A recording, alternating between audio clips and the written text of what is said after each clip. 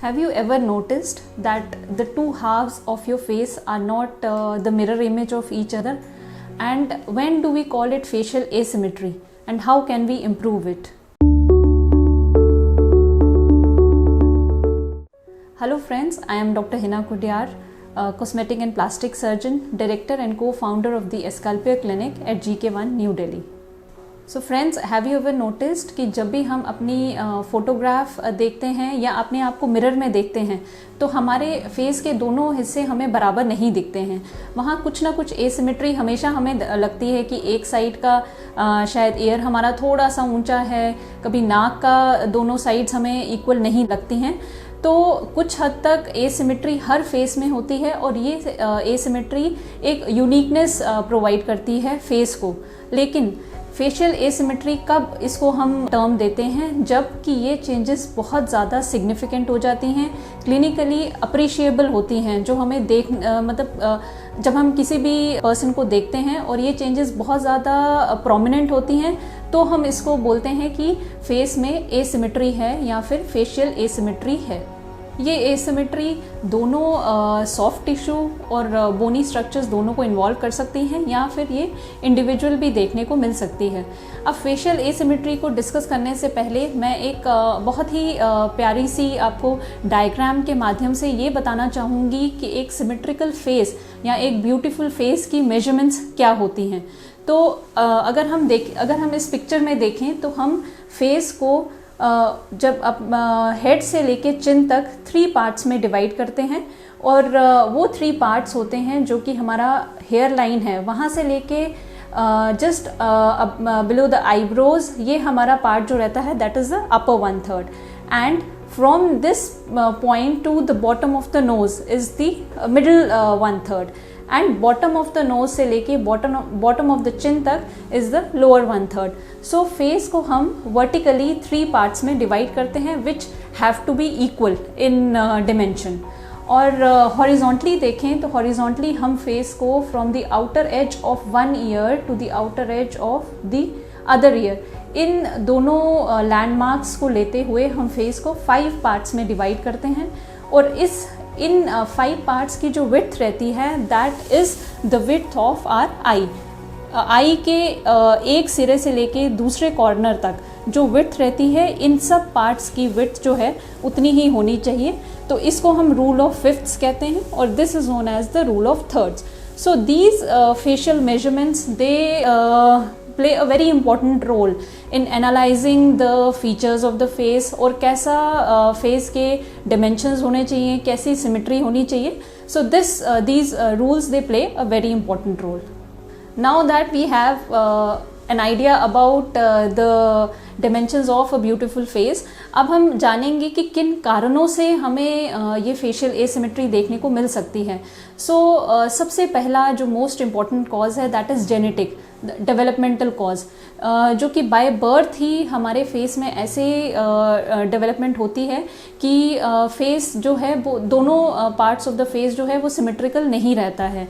तो इसमें बहुत सारे सिंड्रोम्स, बहुत सारे कंडीशंस होते हैं जिसमें क्लेफ्ट जो डिसऑर्डर्स हैं बहुत इंपॉर्टेंट हैं, वैस्कुलर डिसऑर्डर्स हैं जो कि बहुत इंपॉर्टेंट कॉज हैं फेशियल एसिमेट्री जो कि बाय बर्थ हमें देखने को मिलती है. Now coming to the second cause is trauma. अगर बचपन में कोई चोट लगी है जिससे कि कोई भी हमारी बोन फ्रैक्चर हो गई है या बहुत लंबा कट लगा है किसी भी पार्ट ऑफ द फेस में, तो ये एक बहुत गहरा इम्पैक्ट छोड़ देता है फेस पे. और लेटर ऑन जैसे एडल्टहुड में there becomes some asymmetry in the face. तो ट्रॉमा भी एक इम्पॉर्टेंट कॉज है of facial asymmetry. Now coming to the third important cause है सडन एसिमेट्री, जो कि हमें कुछ डिजीज़ में देखने को मिलती है जैसे कि बेल्स पैल्सी जो कि वायरल इन्फेक्शन है, फेशियल पैल्सी, स्ट्रोक. इनमें एक सडन एसिमेट्री हो जाती है जिसमें कभी drooping of the eyes, drooping of the lips, ये चीज़ें होती हैं जिससे कि फेस एसिमेट्रिक लगता है. बाकी और भी बहुत सारे कॉजेज़ हैं फेशियल एसिमेट्री के, जैसे कि ultraviolet exposure, smoking, ageing, nutritional habits, then lifestyle habits, ये सब रीजंस भी कुछ हद तक फेशियल एसिमेट्री को कंट्रीब्यूट करते हैं। Now that we are well versed with the causes and the facial measurements, अब हमें देखना है कि हम इस disorder को कैसे diagnose करते हैं। So whenever a person approaches us with complaints कि मेरा एक साइड फेस का छोटा है या बहुत ज़्यादा prominent नहीं है, कम prominent है, तो सबसे पहले हम एक clinical examination करते हैं जो कि बहुत important role play करता है ये determine करने के लिए कि क्या ये asymmetry minor है, major है, किस स्ट्रक्चर को इन्वॉल्व कर रही है, whether it is the soft tissue और the bony component which is involve. So a detailed clinical examination is very important, जिसमें कि पूरा फेशियल एग्जामिनेशन रहता है और इंट्रा ओरल एग्जामिनेशन भी बहुत इंपॉर्टेंट रोल प्ले करता है, क्योंकि हमारे डेंचर्स जो हैं जैसे टीथ, अगर डेंटल वर्क की वजह से भी कुछ हद तक एसिमेट्री हमें देखने को मिलती है, so that also plays a very important role. So एक क्लिनिकल एग्जामिनेशन के बाद हमें एक फोटोग्राफिक एग्जामिनेशन करना बहुत ज़रूरी रहता है। तो हम उस पर्सन की डिफरेंट प्रोफाइल्स में फ़ोटोग्राफ्स लेते हैं जिसको हम कंपेयर करते हैं with the other side, and then we analyse what is the cause and what has to be done with this person. Now after the clinical examination and the photographic examination में भी हमें intraoral photography लेना बहुत important है because it plays a major role as I have already discussed. So examination के बाद हमारे पास special x-rays रहते हैं जिसमें OPG, cephalograms ये सब हमें करने पड़ते हैं to analyze completely कि क्या problem है और हमें इसको कैसे treat करना है। Then after the X-rays, we have specialized tests like CT scan with 3D reconstruction, MRI. So ये सब जितनी भी investigations हैं ये हमें actually एक 3D image देती हैं इस पूरे face की, पूरा profile की, और हमें ये analyze करने में बहुत एक important role play करती हैं कि कहाँ पे problem है और हमें क्या treat करना है। So now that we know the causes and how to diagnose this problem, so coming to the treatment options which are available with us. So हम facial asymmetry को minor और major में categorize कर सकते हैं for our convenience, क्योंकि minor जो facial asymmetries हैं वो हम different treatment options से correct कर सकते हैं, but जो major asymmetries रहती हैं face में that has to be corrected surgically. So to treat the minor facial asymmetries we have Botox, fillers, fat grafting and the facial implants. So सबसे पहले बात करेंगे बोटॉक्स की। So बोटॉक्स फेशियल एसिमेट्री में कैसे हेल्पफुल है? So as I have already discussed, there is a sudden onset of facial asymmetry in conditions like Bell's palsy, stroke. तो इन patients में जहाँ पे हमें थोड़ा सा मसल ओवर एक्टिविटी की वजह से एसिमेट्री लगती है, तो we can inject Botox on the healthier side कि वहाँ की मसल थोड़ा सा वीक हो जाए and it balances with the other side. So this way Botox is helpful in some cases of facial asymmetry. Now the second treatment option which is available with us is the fillers.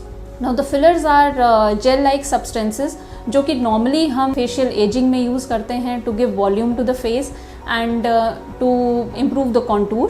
The same indication goes for facial asymmetry also. In minor like subtle facial asymmetries जहाँ पे हमें volume deficient लगता है वहाँ हम fillers use कर सकते हैं. So fillers to correct the facial asymmetry, इसकी एग्जाम्पल मैं आपको दिखाती हूँ अभी. So we have a patient जहाँ पे इनका the right side of the face is a little like less prominent आप कहेंगे as compare to the left side. So we injected fillers to give volume to the cheek bones and to give volume to the jaw line, this area. So now you can appreciate the difference between the pre-operative and the post-procedure photograph. So in this we injected fillers to correct this subtle facial asymmetry. So after fillers we have fat grafting which can also be used to correct facial asymmetries, and fat grafting also corrects the minor facial asymmetries. Fat grafting and fillers का role दोनों का same है, they give volume to the face, and जहाँ पे volume deficient है, but दोनों में difference यही है कि द फिलर्स टेम्पररी रहते हैं and fat grafting is a permanent solution to this. And in fat grafting, what we do is we take out fat from an area where fat is excess, and then we process it and inject into the desired area. Now after fat grafting, we have the implants. So we can use various facial implants to increase the contour of the face on the side जहाँ पे थोड़ा contour deficiency है या deformity है. So different implants can be used to correct the facial asymmetry. So all these treatment remedies ये सब उन cases में ही बेस्ट रिजल्ट्स देती हैं जहाँ पे माइनर या सटल फेशियल एसिमेट्रीज होती हैं. इन मेजर फेशियल एसिमेट्रीज जहाँ पे सॉफ्ट टिश्यू और the skeletal structure and the bony structure दोनों इन्वॉल्व रहते हैं, उन केसेस में major surgical treatment option is the only solution. So now we have a good idea about the causes and the treatment options which are available for facial asymmetry.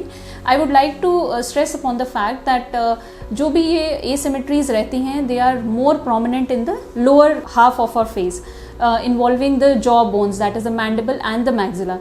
So उनकी surgeries जो हैं इन jaw bones की surgery एक बहुत important role play करती हैं to treat the facial asymmetry, and we have our video on the treatment of facial asymmetry with respect to the jaw surgeries. So you can watch that video and have a detailed understanding of the surgeries which are done to correct the facial asymmetry.